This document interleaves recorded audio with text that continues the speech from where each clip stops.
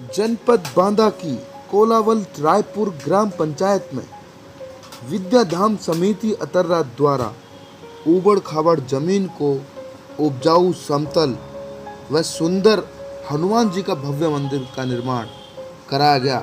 राजा भैया से बहुत सारी जानकारी हमें इस विषय में मिली कि जिस तरीके से गांव के ग्रामीण लोग गांव को छोड़कर शहर की तरफ जाते हैं, गांव के लोग गांव में रहें, उनको रोजगार मिले, इस पर अभी प्रयास किया गया है। वह पर्यावरण के लिए कुछ ना कुछ करते रहते हैं। आइए जानें। नमस्कार, आप देख रहे हैं मीडिया नई सुबह। मैं हूं हरप्रीत सिंह। आप तो जानते हैं भारतीय कोने कोने में घूमते रहते हैं और हम जगह जगह की अलग अलग बातें, अलग अलग प्रोग्राम दिखाते रहते हैं। आज हमारे साथ जो मेहमान मौजूद हैं, विद्याधाम समिति के वो राष्ट्रीय संयोजक हैं, राष्ट्रीय अध्यक्ष हैं और उन्होंने बहुत ज़्यादा पर्यावरण पर काम किया है। जैसे कि आप ये हमारे पीछे पहाड़ पर्वत सभी देख रहे हैं, ये समतल भूमि यहाँ पर उन्होंने बनाया है। और जो गांव से लोग शहर की तरफ प्लान करते थे, भागते थे, दौड़ते थे जो रोजगार के लिए, लेकिन उन्होंने प्रयास किया है कि गांव में ही रोजगार दिया जाए। शहर गांव के लोगों को गांव में भी रोजगार मिले और पर्यावरण को ठीक करने के लिए बहुत सारी एक्टिविटी इन्होंने की है। बहुत सारे काम ऐसे किए हैं जो देश में काफ़ी नाम है राजा भैया जी का। और ऐसे क्या क्या विशेष काम किए हैं जो ये गाँव बांदा से जिला से लेके पूरे भारत में फेमस हैं। इनसे जानेंगे, इनसे बात करेंगे यहाँ के बारे में, इस स्थान के बारे में और यहाँ काफ़ी लोगों को जो रोजगार दिया है, कैसे दिया है, क्या स्कीम है इनकी। आपका स्वागत है मीडिया न्यूज़ में। शुक्रिया। मैं सबसे पहले तो मैं जानना चाहूँगा कि आपने जो मुहिम छेड़ रखी है पर्यावरण को बचाने के लिए, समाज के लिए अच्छे काम करने के लिए, और अभी आपका क्या पीछे जो रहा है जो आप चर्चा में आए। देखिए, जो पर्यावरण का मामला है ये पूरे देश का संकट है और पर्यावरण से लोग प्रभावित होते हैं, किसान प्रभावित होते हैं, जमीनें प्रभावित होती हैं। तो इससे काफ़ी यहाँ गहरा संकट बढ़ता जा रहा था। ये जो जगह है ये बुंदेलखंड का क्षेत्र है और ये मध्य प्रदेश से लगा हुआ है, जहाँ आप देख रहे हैं कि ऊबड़ खाबड़ जमीनें हैं, बड़े बड़े टीले हैं और ये जमीन बंजर पड़ी हुई थी, अनउपजाऊ पड़ी हुई थी। यहाँ कुछ भी नहीं होता था, बलुई मिट्टी थी। तो यहाँ एकदम बिल्कुल राजस्थान जैसा स्थितियाँ बन गई थी। और मैं जब गांव में देख रहा था तो गांव से बड़े पैमाने पर लोग पलायन करते थे। यहाँ का जो टेम्परेचर है वो लगातार बढ़ता चला जा रहा था। यहाँ का टेम्परेचर 48 तक पहुँचता था। बगल में केन नदी है जिसमें अथाह पहले पानी रहता था, लेकिन धीरे धीरे वो नदी समापन की ओर जा रही थी, पूरी सूखती चली जा रही थी। तो ये तमाम सारी समस्याएं थी। लोगों का खेती से मोह भंग हो रहा था क्योंकि वर्षा अनियमित हो गई थी। कभी अतिजल वृष्टि होती थी, कभी सूखा पड़ता था, उससे खेती प्रभावित होती थी। तो खेती किसानी से किसानों का मोह भंग हो रहा था, पलायन बढ़ रहा था, उससे बच्चों की शिक्षा बाधित हो रही थी। तो तमाम सारी समस्याएं थी। तो सोचा गया कि कैसे एक मजबूत काम किया जाए और कैसे पर्यावरण को बचाया जाए। तो पर्यावरण को बचाने के लिए यहाँ हम लोगों ने एक मुहिम छेड़ी थी। ये जो जमीन पड़ी थी, बंजर जमीन पड़ी थी, उसके लिए ये प्लान किया गया कि कैसे इसमें लोगों को रोजगार दिया जाए और कैसे वृक्षारोपण को यहाँ प्रोत्साहित किया जाए। तो पूरे गांव के साथ में हम लोगों ने प्लान किया था और मैंने ये देखा है इस पूरे काम में, जिस काम में सामुदायिक सहभागिता होती है वो काम बहुत मजबूती के साथ खड़ा होता है। जहाँ सामुदायिक सहभागिता नहीं होती वहाँ न तो लोगों का ओनरशिप होता है और न वो काम ज्यादा सक्सेस होते हैं। तो इस पूरे काम में फोकस ये था कि कैसे सामुदायिक सहभागिता के साथ में गांव के पलायन को रोका जाए, पर्यावरण को ठीक किया जाए और लोगों की कृषि कार्य को मजबूत किया जाए। तो इस प्लान के साथ में यहाँ काम किया गया था। तो यहाँ ये जो जमीनें हैं, ये पूरा जो कैंपस देख रहे हैं, लगभग 25 बीघे का एक कैंपस है जहाँ बड़े बड़े टीले थे, कुछ पैदा नहीं होता था। तो इसको सबको समतल किया गया। पहले गांव के लोगों को तैयार किया गया, उसमें गांव के कुछ लोगों ने श्रमदान किया, श्रमदान करके कुछ जमीन को समतल किया गया। इसके बाद पंचायत के साथ बैठ करके पूरा प्लान तैयार किया गया और पंचायत के माध्यम से, मनरेगा के माध्यम से यहाँ काम की शुरुआत की गई। तो उससे जितने गांव के जॉब कार्ड धारक थे, जो बाहर पलायन करते थे, जिनको काम नहीं मिलता था, सबको यहाँ रोजगार मिला। हर व्यक्ति को 100 दिन से ज्यादा का काम मिला और जब ये जो जमीन बेकार पड़ी हुई थी इसको पूरा समतल किया गया। समतल करने के बाद में यहाँ वृक्षारोपण का काम हुआ। आप देखें ये लहलहा रहे हैं पेड़, यहाँ से वहाँ तक सागौन के, अमरूद के, पीपल के, बरगद के, ये सारे पेड़ यहाँ लगाए गए हैं। इसके परिणाम ये हुए हैं कि यहाँ का जल स्तर ऊपर आया है। जी।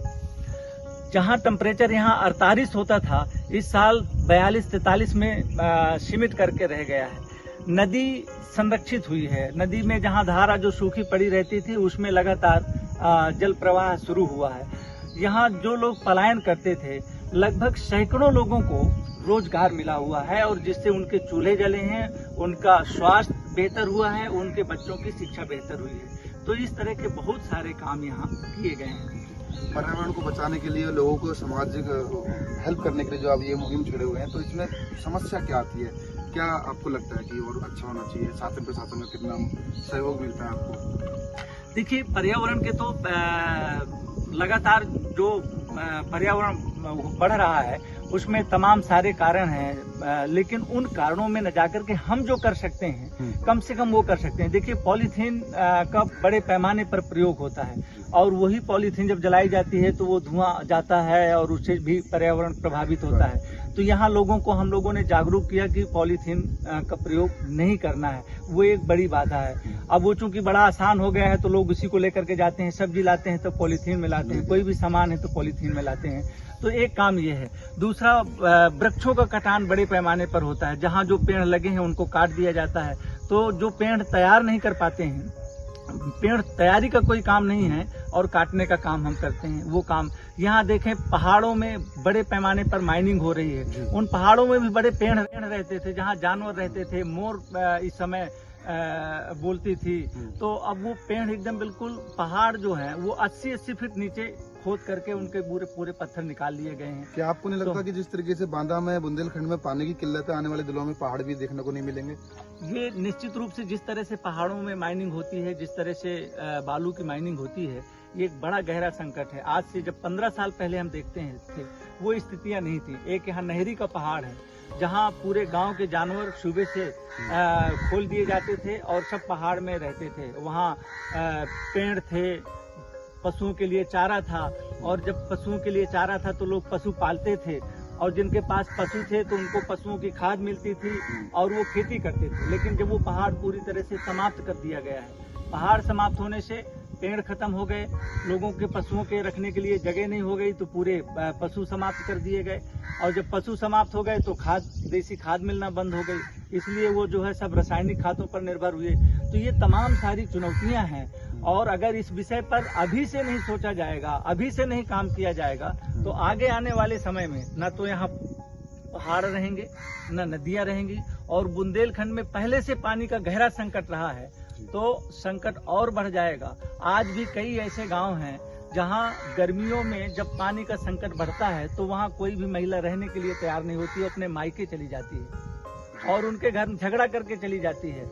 ये नरैनी के पास का एक गांव है, गाल्हा गांव, वहाँ अभी इसी वर्ष की घटना है। पति पत्नी का केवल इस बात को लेकर के झगड़ा हुआ कि पानी नहीं है इसलिए मैं नहीं रहूंगी। पत्नी अपने बच्चों को लेकर के चली गई मायके और वो 3 महीना तक मायके में रही जब तक पानी नहीं बरसा और पति अकेले रहा। तो ये इस तरह के उदाहरण भी आते हैं। तो अगर इस पर ध्यान नहीं दिया गया, पानी का संकट और बढ़ेगा, और जब पानी का संकट बढ़ेगा तो बर्बादी बढ़ेगी, गांव खाली होंगे, लोग गांव छोड़ करके बाहर जाएंगे, पलायन और बढ़ेगा। जो देख रहे हैं आपको, उनसे आप क्या मैसेज देना चाहते हैं, क्या अपील करना चाहते हैं? मैं ये अपील करना चाहता हूँ कि ये बहुत बड़ा मुद्दा है और ये पूरे देश का मुद्दा है, केवल एक गांव का, एक क्षेत्र का मुद्दा नहीं है। इसमें सबको एक मुहिम चला करके पर्यावरण को बचाने का काम करना चाहिए। ज्यादा से ज्यादा वृक्षारोपण को प्रोत्साहित करना चाहिए।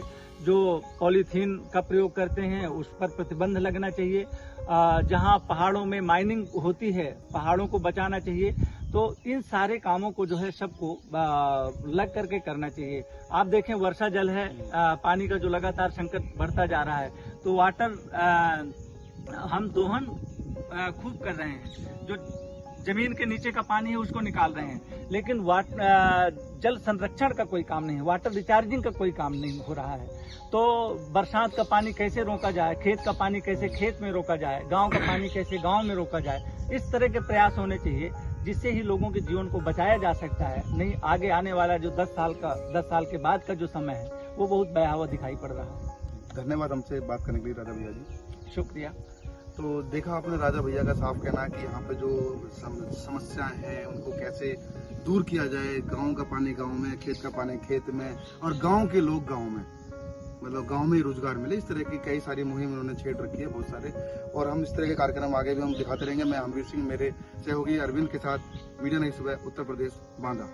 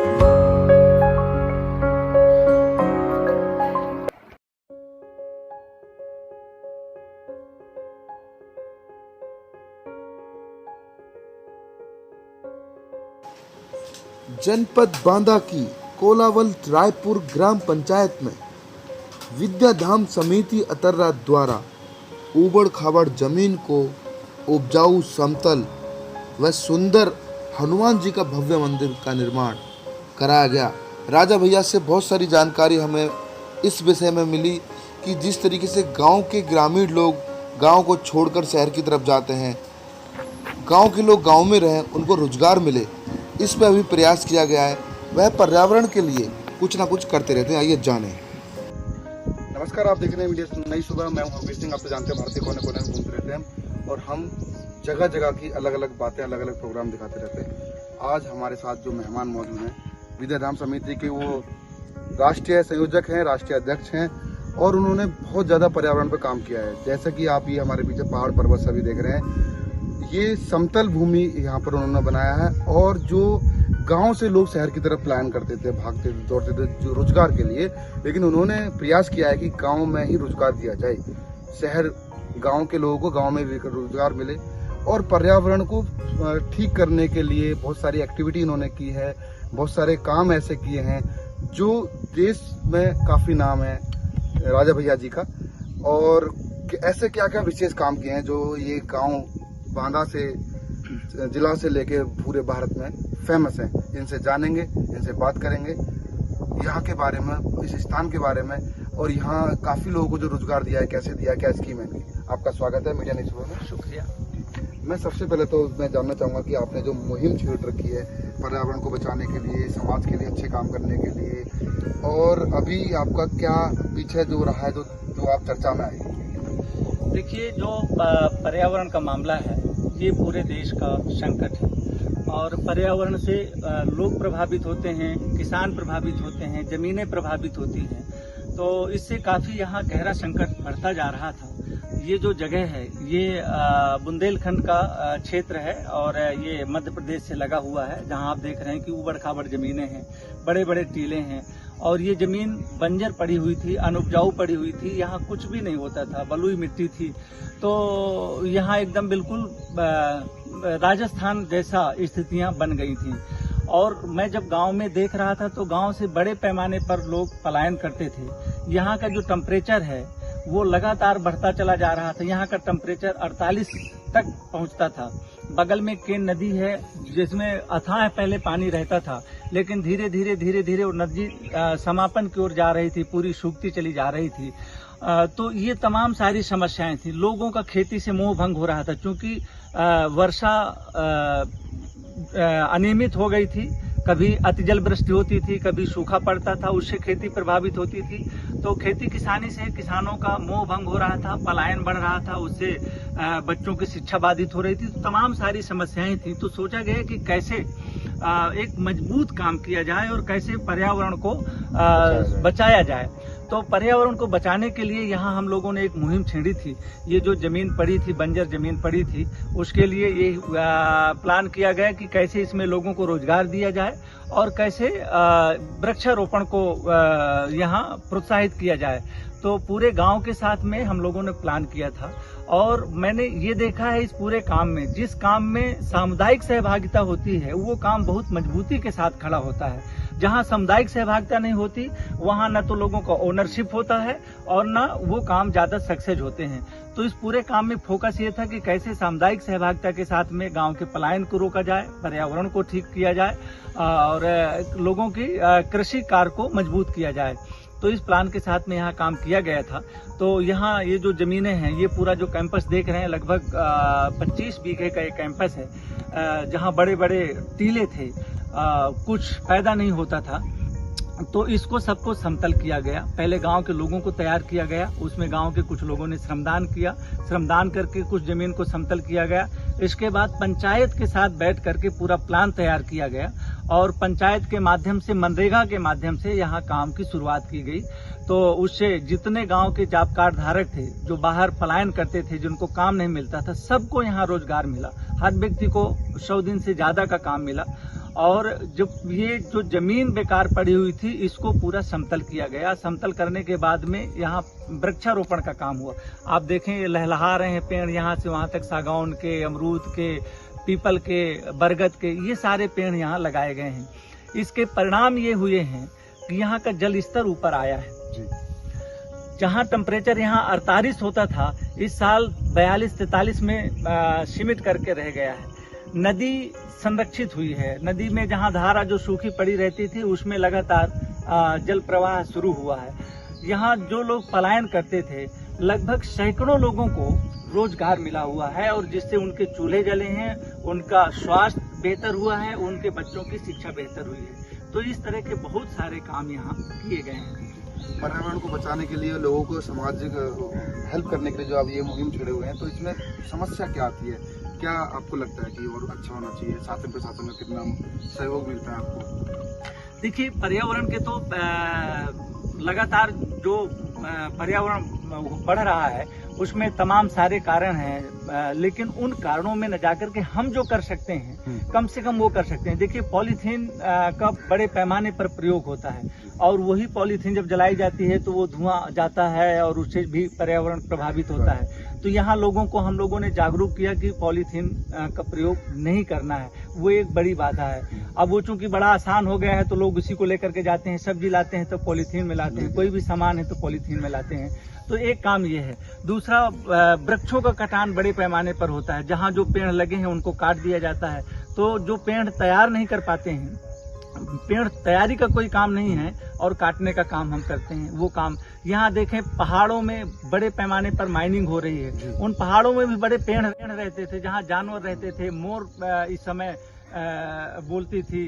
तो अब वो पेड़ एकदम बिल्कुल, पहाड़ जो है वो 80-80 फीट नीचे खोद करके उनके पूरे पूरे पत्थर निकाल लिए गए हैं। क्या आपको नहीं लगता कि जिस तरीके से बांदा में, बुंदेलखंड में पानी की किल्लत है, आने वाले दिनों में पहाड़ भी देखने को नहीं मिलेंगे?